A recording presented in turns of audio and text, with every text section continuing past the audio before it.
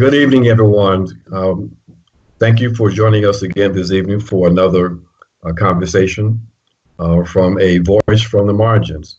We have to apologize. We had a slight internet issue, as you know, you can have from time to time on this great social media platform. But we're here and we're here together, and we're going to have a great show. I'm so honored to have with me tonight a friend and a colleague, someone who I greatly admire, Margaret Kimberley, who is a activist, a writer, an intellectual, what we call a public intellectual, someone who's been bringing to the public for quite some time some of the most insightful analysis out there. And tonight we're going to talk about a recent article that she published, I think just yesterday, in Black Agenda Report, the main outlet for her articles. And we're going to talk for a few minutes, and then we're going to open up the conversation, as we always do, for you to provide questions to Margaret this evening. So, Margaret, thank you so much for joining us. Thank you, Ajamu. So, Margaret, before we get into your article, though, let's make sure that people know that you are, in fact, a Green Party supporter, that you voted for the Baraka campaign. Very briefly, can you share with our viewers and listeners what brought you to supporting the Green Party this year? Well, it's not the first time I voted for the Green Party ticket. I believe it was the second time. But I believed it was very important to once and for all establish that we must leave the Democratic Party. People who call themselves progressive or left, we must get rid of them. We have to replace the Democrats. And it's difficult for people to understand that can be possible. The Democrats are seen as this a force we cannot get rid of, that there have to be just two parties and that we must accept the status quo as it is. But the result of that is we have accepted many things. People who call themselves progressives, we've accepted everything from mass incarceration to imperialism abroad, loss of our civil liberties, police murder, neoliberal schemes of various kinds, and we are silent and just continue because we think we have no choice. Yes. But that's only true if you think you can't ever get rid of the Democratic Party. And we have to get rid of this notion that the Green Party is it's a protest vote, and that it's a some kind of political frill.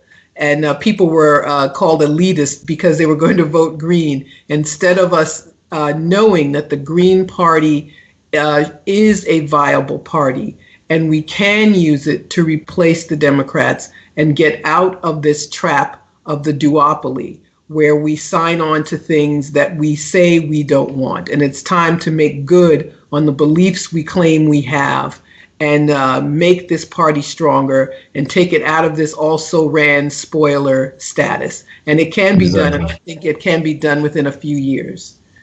I think you're absolutely right, Margaret, and we really appreciate the fact that you are now and have been a Green Party supporter. And as you said, those were the messages that we brought to the campaign, brought to the public here in the U.S., that we have to build an alternative.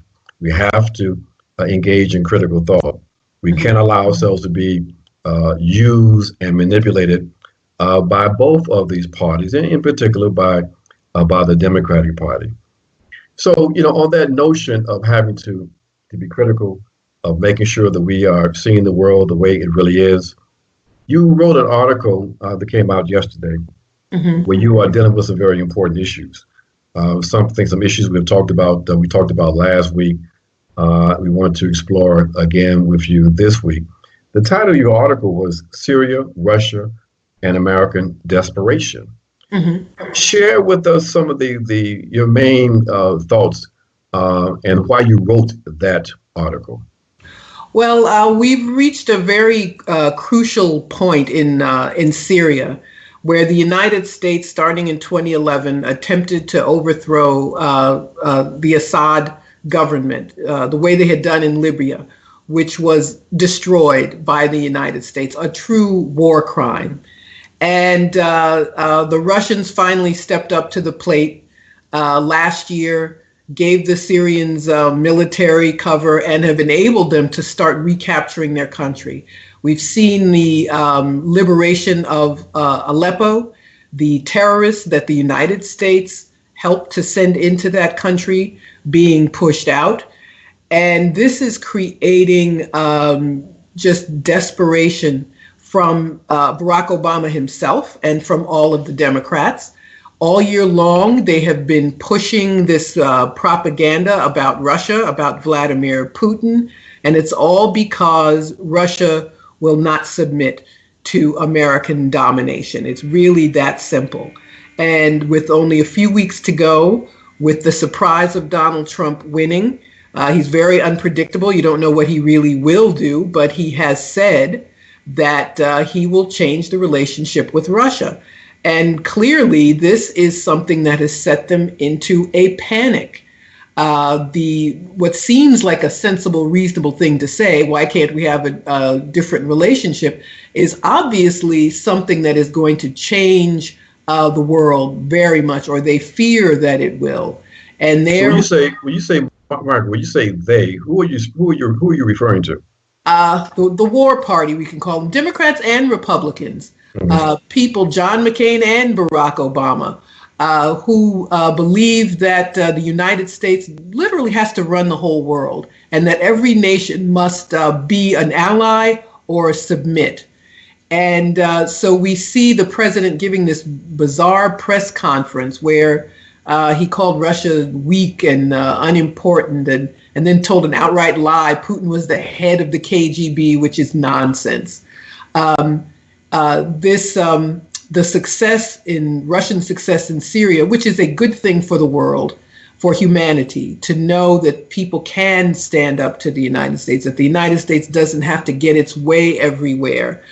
But this is causing great consternation among the Democrats and among Republicans. It's going to be interesting to see what Trump does, because many in the Republican Party are very strongly opposing him. They are, in fact, on board with Obama. And it proves that the duopoly, at certain moments, the Democrats and Republicans work together hand in hand, work together very closely. So we're seeing a very, very interesting time. Mm-hmm. I find it interesting, Margaret, that you use certain terms. You said that the Russians stepped up to the plate. I think that some people would then accuse you of being somewhat biased in your analysis, your view, because many people in the U.S. have been told, and many people believe that the Russians are in fact playing a unproductive role in Syria, and that their presence there is in fact another example, an expression, if you will, of Russian imperialism. How would you respond to that, or what would you say to that critique? Well, the United States is the country that has troops in military installations in more than 100 countries. I think Russia has them in like 9 or 10 countries. It's the United States that invaded Iraq and killed somewhere between 500,000 and 1 million people. It's the United States that destroyed Libya. It's the United States that's trying to destroy Syria, that has kept Somalia from getting out of a decades-long war. So it's the United States that is creating all this havoc and undertaking all this aggression around the world. Russia has been defensive. The United States helped instigate a coup in Ukraine, kicked out the elected president, something Americans always claim to think is important, kicked out the elected president right next to Russia, attempting to expand NATO and European Union right up to Russia's borders. The worst thing you could say that Putin did was he reacted and annexed Crimea, but it was nothing like the U.S. actions in Iraq or Libya.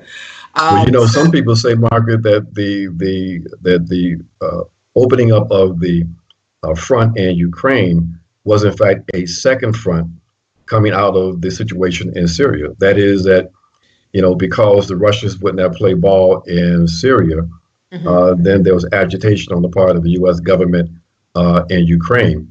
Now, many of us find it very interesting also, too, that, even after they were able to bring about a coup, where a democratic government was, or democratically elected government was swept out of office, then you had this civil war in which, the folks in the East rose up because that was the base of support for the ejected president. But the central government waged war on their own people in Ukraine. And I found that interesting because at the same time we were being bombarded with the propaganda that Assad was in fact fighting and destroying and killing his own people. When it came to the Ukrainian authorities, it was framed in an entirely different way. Well, everything that the United States government says it believes in, it doesn't really. And you see it at times like this. They go on about someone being elected until it's somebody they don't like. They'll always use the trope of someone killing their own people until it's somebody they do like killing their own people. So it's a constant stream of lies. And we see it at times like this when the United States decides that it wants to make a change somewhere in the world. Well, Margaret, we're going to move to the live feed to folks who are providing questions. We had an interesting question that just came in that is from Daniel, who wanted to know why it seemed like you didn't know that Putin was part of the KGB. I'm not sure what that means, but. Well, I didn't say Putin wasn't. Putin was an officer in the KGB stationed in Eastern Germany. I know that, but Obama said at his press conference that Putin was the head of the KGB, which is just an outright lie. Right. Yeah. Margaret, so now there are a number of things happening here in the world, and the Russian propaganda is just one of them. One thing that happened today that I found very interesting too, and I hope the folks have been following this, is that there was almost a vote in the Security Council regarding Israel and the settlements. And interesting enough, the Obama administration gave a signal that they were going to allow that vote to take place in the Security Council. It was a resolution that basically condemned the ongoing expansion of settlements in occupied Palestine. I found that to be a very, very interesting occurrence. Were you following that situation? I was a little bit. It's something that happens when American presidents are about to leave office. They start to be pretend to be a little bit independent of Israel, but it's always at the 11th hour, and it never really means very much. And I think it's funny when there's all this, essentially there's no proof of Russian interference in the U.S. election, but Israel interferes in American politics all the time, constantly. And as a matter of fact, they said that Netanyahu contacted Donald Trump to ask him to intercede with Obama to persuade him to, in fact, declare that he would veto the resolution, which many people thought was quite bizarre. Not when you consider that it's Israel. I don't recall if it's Netanyahu or another prime minister who literally took Bush off the stage. Bush was about to give a speech about Israel, and the prime minister demanded that he leave the stage and get on the phone with him, and he did it. And that was also about a UN Security Council vote. So Israel spies on the United States, attacked a U.S. ship during the 1967 war, killed American sailors. So this is all par for the course for Israel. They get to do anything they want, and generally without much criticism. We have a few questions we want to, and they sort of they're very varied questions. That is, one question was a little bit off the subject this evening, but is kind of connected in terms of issues of violence, in this case, state violence. And the question is, how can the Green Party, in your opinion, become more effective champions in campaigning, advocating against police brutality in the U.S. that, of course, impacts on Black and brown communities? Well, I think there has to be a constant demand. This is one of the reasons I gave up on the Democrats entirely. The federal government can prosecute all these killer cops, all of them. They have the power to do it. And it's just a lie to say the bar has to be high and whatever excuses they make. I think it's one of the ways in which we can make a demand and pressure elected officials and remind people that this is something that can be done. And I think we have to call the United States out as a major violator of human rights. The United States loves to point fingers at other countries, but I don't know if there's another country where 3 people are killed by police every single day. On average, it's more than 1,100 people in a year. So I think we also need to use our voice internationally and encourage people all over the world to call the United States out on this ongoing human rights violation that goes on decade after decade. Tom Cordero asked the question whether or not the Green Party had an official position on the Middle East, and I guess I will respond to that. Of course, there are positions, and the campaign had a position on the Middle East, which was basically that we had to engage in what Dr. Stein referred to as a peace offensive. That the contradictions in the so-called Middle East with the war on terror, that they were not going to be addressed and resolved through military means, and that had to be, that understanding had to be firmly communicated to the people in the U.S. The interventions on the part of the U.S. that in essence destabilized the entire region had to be reversed. We have to find a way to bring about a peaceful resolution of the conflicts in places like Syria. We see now that with the events in Aleppo, that now the central government has the ability now to exercise control over its second largest city. Therefore, there may be a more a serious attempt to bring about some kind of non-military agreement in Syria, and I think that's a good thing.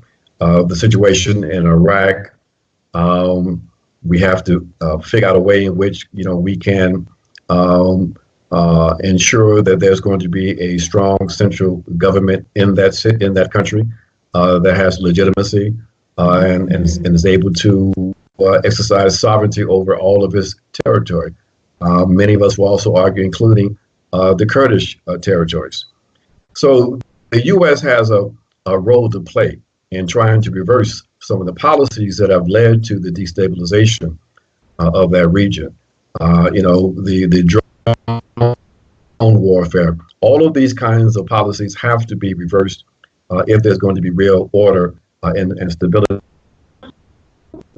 in that part of the world. And that's what we advocated for during the campaign. So the commitment of the Green Party as one of its foundational principles to peace is something that was reflected in the campaign, and it's something I think that all Green Party members should not be shy about advocating for.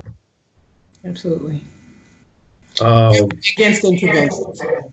Exactly. Now, Daniel wanted to know why you thought that why wouldn't Putin talk to ISIS? Why won't Putin talk to ISIS? Well, I would hope he wouldn't talk to ISIS, a creature of the United States making. Putin has said all along that Russia and the United States need to be united in fighting ISIS and other terrorist groups. But that isn't going to work out because the United States, ISIS thrives everywhere where the U.S. has intervened, Iraq, Libya, Syria. So while I agree with him that they should be the target, ISIS is used by the United States as surrogates for the U.S. Instead, the only difference between Bush and Obama is Bush sent troops into Iraq, and Obama knows better than to try it. So he uses forces like ISIS. But it's very important that ISIS be defeated by sovereign governments like Syria, like the government in Iraq. And we're not hearing a lot about what's happening in Mosul, which apparently is a much worse human rights catastrophe, actually, than Aleppo, as bad as Aleppo was. Yeah, you're absolutely right, Margaret, and that's very interesting in that we were bombarded with the images of the humanitarian situation in Aleppo, but we have a very similar situation unfolding in Mosul, but yet we're not seeing very many images coming from that fight, and we know that there's over 1 million people who are trapped in that city, and the reality of war is such that there's going to be a tremendous suffering on the part of civilians. But because this is an authorized war, if you will, then the authorities in the U.S. Don't feel compelled to whip up much sentiment regarding the plight of civilians in Mosul. Yeah, and we see how the corporate media and the human rights industrial complex follow right along with our government. But exactly. Let's switch a little bit, and we'll come back to this international situation. But just very briefly, because our time is rapidly running out. Mm-hmm. We want to talk a little bit about, again, domestic politics. Mm-hmm. We see that many people are, of course, prepared to resist Trump. We saw that there were spontaneous demonstrations across the country. We know that there are plans for mobilization to take place during the inauguration. But we saw some strange sort of signals coming from the Democrats. That is, with this growing opposition across the country, it appeared that the Democrats, who one would think would be the ones who would be most positioned and prepared to resist Trumpism, they began systematically sending signals and obvious comments to Trump that they were in fact willing to work with him. How do you see this, and what does this imply for those folks who still call themselves Democrats, who are concerned about Trump and Trumpism? Well, I think it makes the case for us that we need a new party. The Democratic rank and file are ready to fight Trump, are concerned about a variety of issues, from Islamophobia to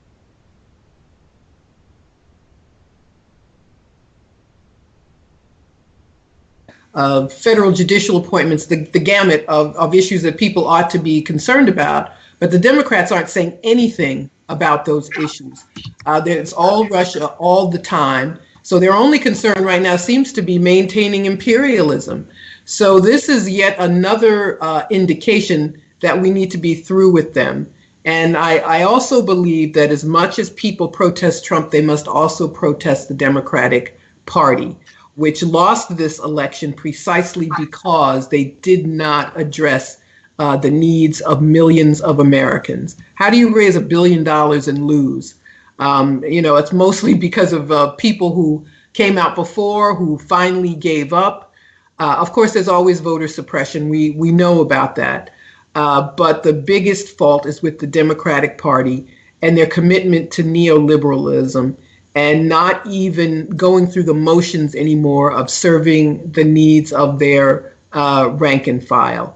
So I think it's very important for people to see the real face of the Democratic Party, that they love the duopoly, that once again, they did it in 2000 with Gore.